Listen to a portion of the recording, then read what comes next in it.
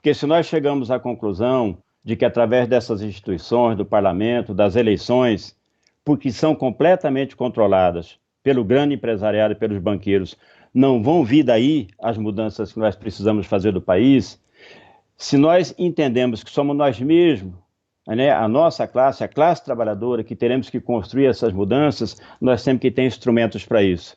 Veja que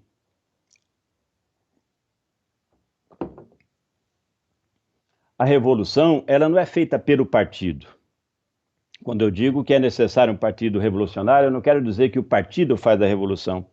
Quem faz a revolução é a classe trabalhadora, é o nosso povo que vai fazer.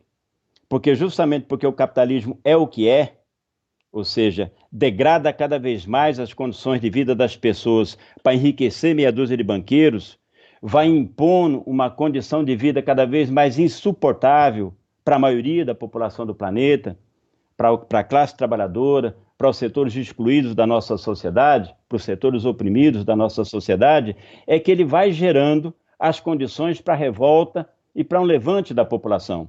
Como nós já vimos várias vezes, inclusive aqui na história do nosso país. Em 2013, o que nós assistimos aqui no Brasil foi, num certo sentido, um levante de um setor, ainda pequeno, da população naquele momento, que foi para as ruas expressar o seu descontentamento com tudo que estava aí.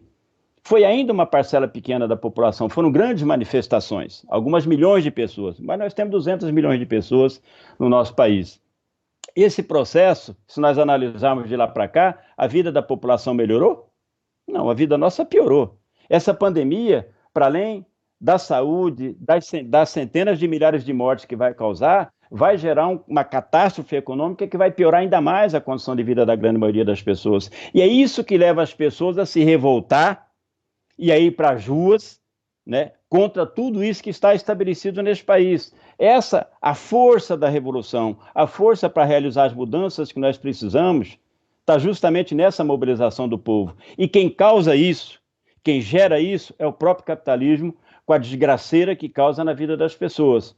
Qual é o problema? Se essa condição é uma condição necessária, ela não é suficiente, porque não surge naturalmente da luta da classe trabalhadora a consciência no seu setor mais avançado de que para que mude de fato a vida das pessoas não basta ser contra tudo que está aí, não basta botar abaixo tudo que está aí, porque o povo pode ir para as ruas, se revoltar, derrubar o governo, mas se não colocar no lugar do governo que derrubar, um governo que seja da nossa classe, da classe operária, do povo pobre, que tome as medidas que são necessárias para mudar a vida do povo. E quais são as medidas necessárias para mudar de fato o país e mudar a vida da população? Em primeiro lugar, é preciso abolir a grande propriedade, porque essa é a condição mínima para que os recursos que o país tem e a riqueza produzida pelo trabalho do povo possa ser utilizado para melhorar a vida do povo e não utilizado para aumentar o lucro do patrão como é hoje. Então é preciso abolir a grande propriedade e colocar sob controle da classe trabalhadora, do Estado controlado pelos trabalhadores. Em segundo lugar, é necessário planejar, reorganizar a economia. Planejar em que sentido? Para que a capacidade produtiva do país produza aquilo que as pessoas precisam.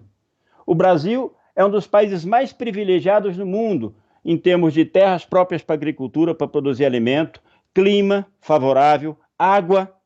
No entanto, nós temos cerca de 44 milhões de pessoas que passam fome no nosso país. Sabe por quê? Porque essa terra toda está sendo utilizada por 30 grandes empresas, multinacionais, a maioria delas, para ganhar dinheiro exportando grãos, exportando etanol.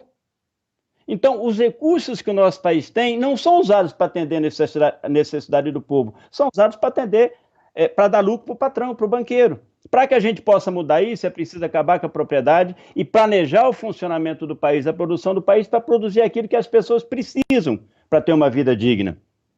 Isso só se realiza se a classe operária e os trabalhadores tomarem nas suas mãos o controle do poder político no país.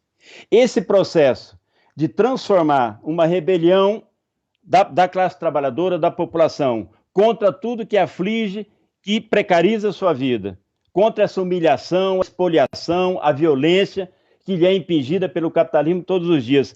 Transformar essa revolta numa revolução demanda justamente um polo consciente, uma direção política para esse processo, que trate de, desde agora, não no momento da revolução, mas anos e anos antes. Trate de trabalhar diuturnamente para conscientizar a nossa classe, para levar a consciência da necessidade de uma transformação da sociedade, de uma revolução, da construção do socialismo, de acabar com o capitalismo, levar essa consciência e ganhar para a necessidade dessa transformação da nossa sociedade os setores mais avançados da classe trabalhadora, organizar esses setores e planejar minuciosamente o processo de revolução que nós temos que fazer para transformar a revolta da população numa revolução que seja capaz não só de tirar do controle do país essas instituições que estão aí a serviço dos banqueiros, das multinacionais e do grande empresariado e colocar no lugar um governo da classe operária e do povo pobre, apoiado em conselhos populares, de forma que seja a classe trabalhadora, a população, que efetivamente governe o país, e dessa forma nós vamos dar os passos para mudar o país. A única organização que pode cumprir esse papel é um partido que se prepare para isso, para essa tarefa, para ser um instrumento para esse trabalho de conscientização, de organização da nossa classe e que possa planejar essa luta decisiva que a classe trabalhadora vai travar contra o sistema que a oprime e que a explora hoje.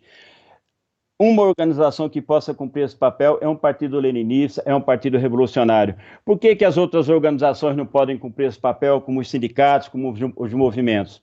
Porque essas organizações, pela própria natureza delas, como elas têm que reunir o conjunto da classe, porque elas representam aquilo que são os interesses comuns da classe, elas não têm condições de armar a nossa classe com um programa capaz de apontar os rumos para onde nós temos que conduzir a nossa luta, menos ainda de conscientizar e organizar a vanguarda mais avançada da classe para realizar essa transformação.